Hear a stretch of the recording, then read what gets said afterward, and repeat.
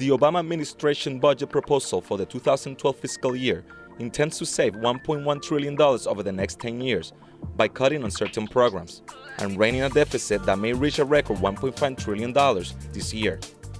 But the proposed cuts have raised some concerns among the Latino community. In New York, many consider that the intervention of the United States in Libya shows that this country does in fact have money, but not for the things that matter the most.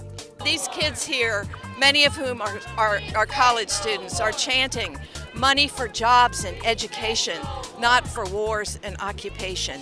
And, our country doesn't seem to have any money for jobs or education. But we can always spend billions of dollars a week on another war. President Obama's $3.7 trillion budget request for 2012 proposes painful cuts in many government programs, but fails to address the largest drivers of the country's long-term debt: Medicare, Medicaid, and Social Security. House Republicans, on the other hand, have gone further on the proposed cuts.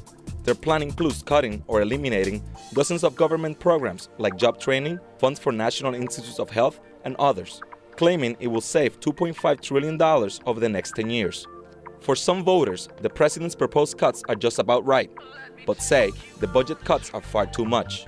I think one of the most important things to maintain is health and education, which brings about progress for the country. If they cut from there in the long run, they are going to be adding more problems than they could possibly be solving with these budget cuts. Other voters don't consider that President Obama's plan includes enough spending cuts. It's just all talk. So I think they should cut much more in the budget, and it's not enough. I mean, let's just see where it goes, because I heard a lot. He talks a lot, and it took a long time for me to see something. And now it's starting to show. Hopefully, it sticks. Several congressional Republicans are criticizing the president for not cutting enough and are planning much bigger budget cuts. A new Rasmussen poll found that 55% of likely U.S. voters say that the president's budget proposed cuts in government spending is not enough. 10% say it's cuts too much, while 26% say his budget cuts about the right amount.